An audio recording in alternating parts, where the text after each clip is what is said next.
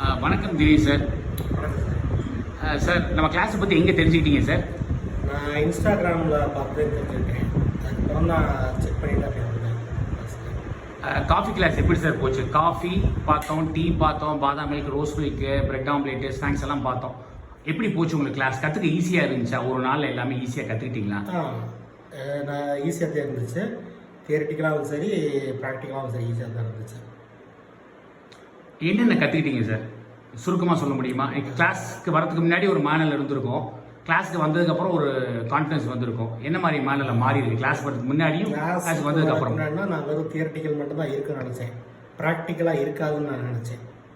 கிளாஸுக்கு வந்தப்பறம் ப்ராக்டிக்கல் இருந்துச்சு. ஒவ்வொன்றையும் செஞ்சு பார்த்தோம்.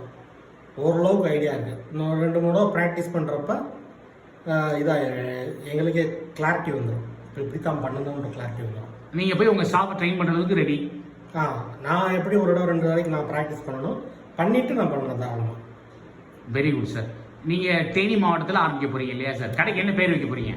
என்ன முடிவு பண்ணலை. கடைக்கு இன்னும் முடிவு பண்ணல. 20 டேஸில் பிளான் பண்ணீங்க இல்லையா கடை? ஆமாம். All the very best sir. Thank you sir. Thank you sir. Infinity வுட்ஸை மற்றவங்களை ரெக்கமெண்ட் பண்ணுவீங்களா? கண்டிப்பாக. Thank you sir. தேங்க்யூ.